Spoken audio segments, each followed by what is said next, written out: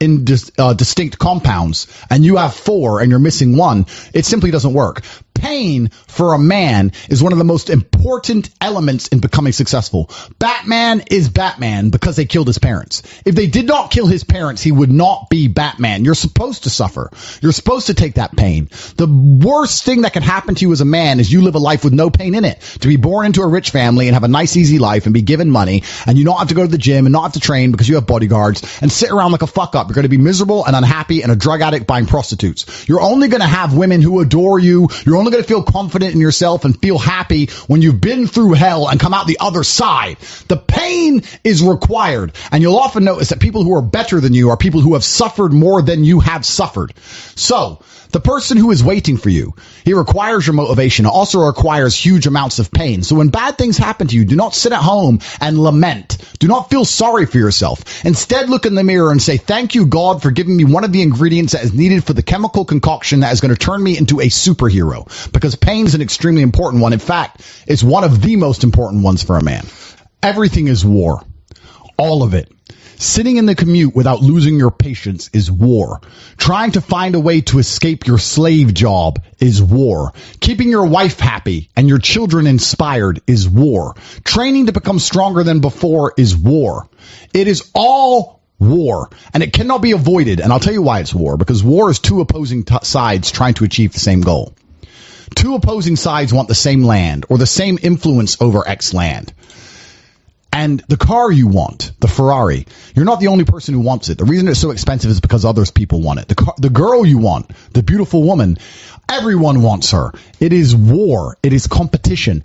Everything about life as a man is war. It is conflict because you are competing against the other men who want it the same, which is why discipline is such an important thing, which is why you must take the pain and add it to the concoction to become as formidable as possible. Life is war. This idea that you can go through life as a man and avoid war is probably the biggest mistake that most men make, because it is impossible for you to achieve anything significant without war. Running a business is war. Running a hotel, running a restaurant, running an online company, it's war. Training is war. Life as a man is war. You need to wake up and view it exactly as what it is. Everything I want, other people want. Everything I desire, other men are trying to get. This is a war, and I must outcompete them. That is the best possible mental model you can have. Even in jail, it was a war for who could stay most calm. A war who could control their mind the best. A war for who could suffer the least. That is war. I was surrounded by people who lost their minds and I refused. It was a battle and I was successful. Life in and of itself as a man is a never-ending struggle and a never-ending battle. It is the constant of the human condition. Evolution requires pain. While others complain that they do not feel happy enough, I'm happy I'm struggling. I don't want to be happy. I want to be great. This is the beauty of life as a man. Do you understand? I don't care. I'm happy to be struggling. I wanted to fight. You wanted to win. I wanted to fight. That's the difference. You're concerned with winning. I wanted to just fight. And we're fighting. That is the beauty of life as a man, to be great. If you concern yourself only with being happy, you are once again acting like a female or a child. Happiness is fleeting. It doesn't even matter if you're concerned only with the hedonism of happiness. You're going to drink alcohol and go to parties and go to festivals and take drugs. I want to be happy. Who cares? I want to be great. I want to be great all of the time. And let me ask you a question as a man at home, genuinely, truthfully. Would you rather be a loser who's always smiling, a happy loser, or would you rather be a stressed winner? Because I'll tell you something about winners. Most of them are stressed. We are stressed. We're stressed. Putin is stressed. Genghis Khan was stressed when his messenger turned up after a 4-week ride with updates from the battlefront of Iran. I'm sure he was stressed by what he read. Even if it was very good, even if it all looked fantastic, he started to feel stressed. Okay, well now maybe I need to go to Iran. How long is it going to take me to get there? Maybe we need to send more horses. Maybe we need to colonize Iran. He felt stress because the beauty of life as a man is to be great. So you have to sit here and ask yourself, do you want to be a happy loser that's insignificant? Nobody knows you exist. Women don't respect you. Men don't respect you. Nobody cares if you live or die, but you get to smile all the time. Or do you want to be one of the most important people on the planet with a little bit of stress? I am brilliant because I've decided to be brilliant. And if I have to sacrifice happiness to be brilliant, then that's fine. You know what the great thing about it is? You know what's amazing what God gives, how the whole world becomes full circle? If you stop caring about being happy and you start caring instead about being great, guess what you end up being? Great. Along with great. And you know what? Yeah, happy. You end up happy if you forget about happiness and try to become great. You will never be successful if you're concerned about being happy, so forget about it. I like to consider myself a wise old man, and I'm trying my best to encourage and instigate a revolution amongst the youth where men take absolute self-accountability and they believe in themselves and they take responsibility for absolutely everything. As a man, you are most formidable if everything is your fault. If it rains outside and you get wet, that is still your fault.